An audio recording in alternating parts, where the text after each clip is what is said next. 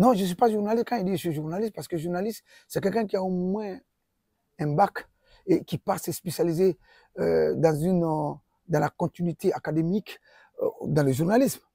Attends, quelqu'un qui est un peu un autodidacte, moi je n'ai même pas le brevet, moi. Comment est-ce que je peux prendre ce titre-là pour mettre sur moi? Non.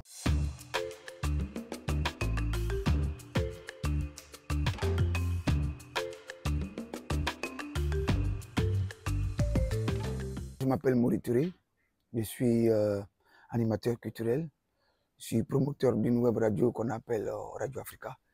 Et voilà aussi, depuis quelques temps, j'ai pris ce costume de directeur de ce salon de musique qu'on appelle les Rimbak, les premières rencontres des musiques de Bamako. Il faut dire que cet événement que je vais faire à Bamako est un manque à Bamako de ce genre d'événement. Moi, je vais dans les salons, je vais dans les festivals, je vais dans les marchés, je vais dans des événements culturels, sporadiques, triennales, biennales, c'est qu'on appelle semestriel. Je fais presque tout. Mais malencontreusement, il n'y a pas d'événement de réflexion. Il n'y a pas d'événement de projection sur le futur.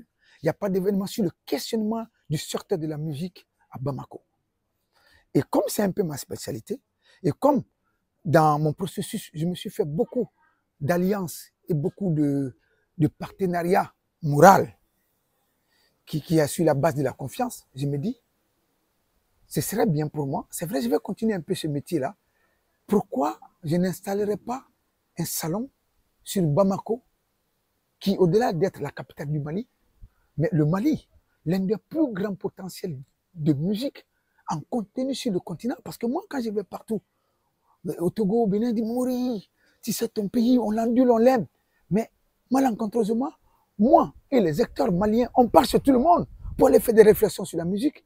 Et le pays même qui est le bastion de la musique, il n'y a aucun lieu de réflexion, autant scientifique, sur la projection de la musique. J'ai dit non, je vais faire ce salon, les rencontres de musique de Bamako.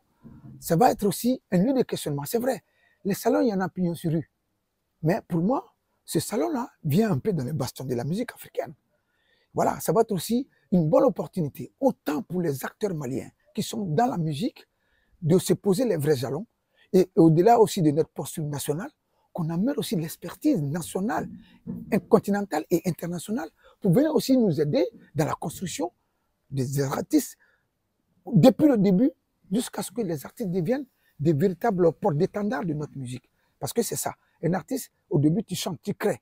Mais après, il faut devenir une valeur ajoutée.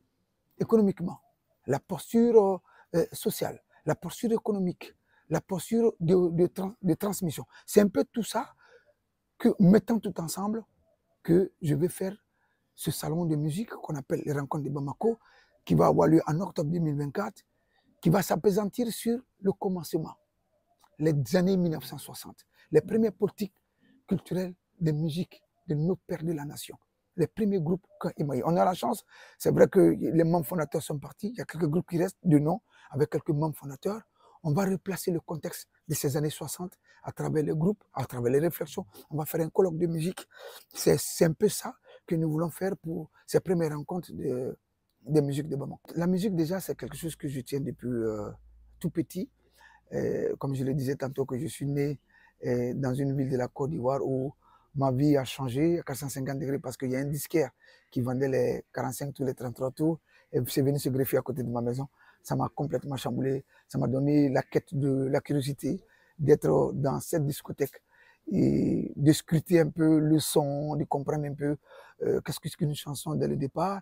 Et puis voilà, je me suis intéressé au fur et à mesure. Bon, j'ai suivi mon processus. Je suis parti à l'école un peu, et après j'ai arrêté l'école. Mais après, ce petit amour-là est revenu. Et à un moment donné, quand je n'avais plus grand-chose à faire, cette envie et cet amour pour la musique m'a poursuivi. Je suis devenu disquaire, j'ai vendu des cassettes, j'ai organisé des concerts. Et puis voilà, à tout moment, à chaque changement de ma propre vie, c'est un peu cette particule de la musique qui me suivait. Jusqu'à ce que j'arrive au Mali, je suis manager d'artistes, je suis animateur de radio, je suis régisseur de concerts, d'événements culturels. Voilà, la musique était toujours autour de moi, ça gravitait autour de moi. D'où voilà, cette plateforme radiophonique qu'on a créée, web, qu'on appelle Radio Africa. Il faut dire que Radio Africa, ça va faire presque 15 ans Quand on arrivait, l'avènement des réseaux sociaux n'était pas aussi grand et tant en visibilité était emporté. Alors, donc c'était beaucoup plus le téléphone. Le numérique n'avait pas encore cette grande portée. Donc j'avais la chance d'aller dans quelques festivals en Bretagne, 2 ou 3, je faisais 4 ou 5 pendant l'été. Bon, je n'avais pas encore cette charge famille-enfant, donc j'avais beaucoup de liberté. Donc je partais et je voyais dans ces festivals-là un contenu extrêmement africain avec de gros artistes africains. Et moi qui déjà voyageais sur le continent, dans beaucoup de capitales africaines, je voyais que ces ambassadeurs des musiques africaines, et quand j'arrivais dans leur pays, il y a souvent même d'autres noms d'artistes que j'ai dit, eh, vous connaissez tel. Bon, il y a d'autres qui étaient connus et moins connus, mais qui représentaient quand même la culture de leur pays sur l'échiquier occidental. Et les gens ne le connaissaient pas. Et c'est là que je suis parti dans un festival qu'on appelle Bout du Monde, à Brest. Et l'année là, le directeur me donnait un stand. Il me dit, mais tu vas faire quoi? C'est là que j'ai vu un concert de Mani Dibango, de Relema. Et puis j'ai dit, écoute, moi je vais relayer ces artistes-là sur le continent. Parce que souvent, quand ces artistes-là revenaient en Afrique, ils venaient dans les périodes de novembre, octobre, après le grand été, et souvent ils venaient pour se reposer parce qu'ils avaient fait 100 dates, 150 dates.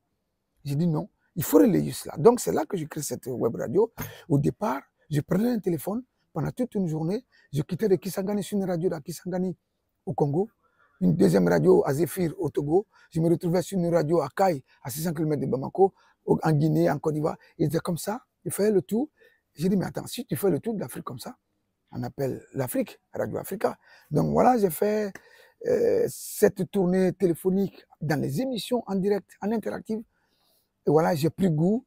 Et c'est là qu'on a créé cette web radio qui a 12 ans aujourd'hui. Non, je ne suis pas journaliste. Quand il dit je suis journaliste, parce que journaliste, c'est quelqu'un qui a au moins un bac et qui part se spécialiser dans la continuité académique, dans le journalisme. Attends, quelqu'un qui est un peu un autodidacte, moi je n'ai même pas le brevet, moi.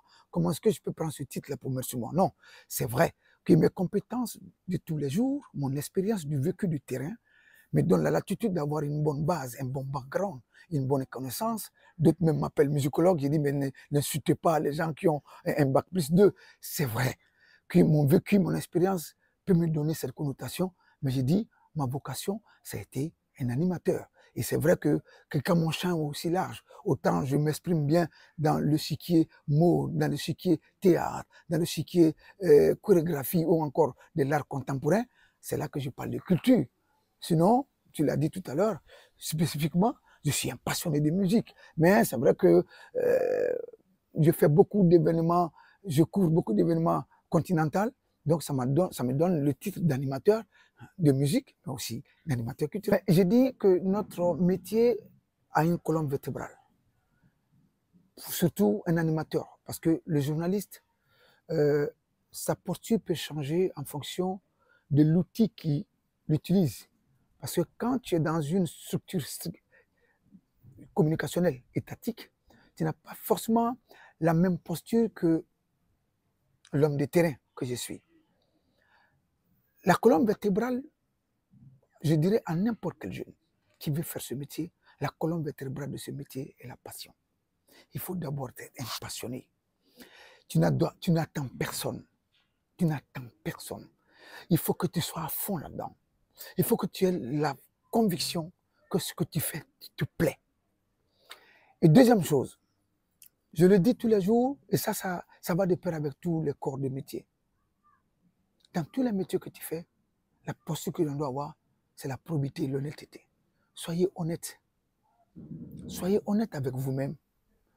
Parce que l'honnêteté amène la respectabilité. Quand tu es honnête, lui qui est en face de toi va forcément te respecter. Tu as vu? Et ça s'installe une autre chose. C'est les relations humaines.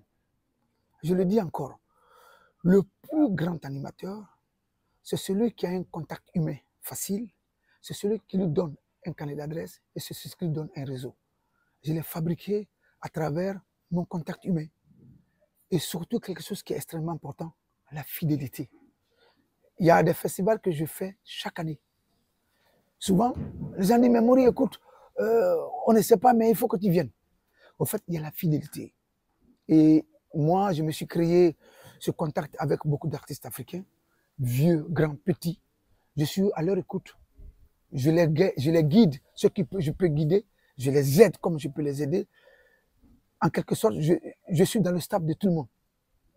Et ça m'a permis d'élargir mon carnet d'adresse. Parce que nous sommes dans le même écosystème. Qui dit artiste dit manager.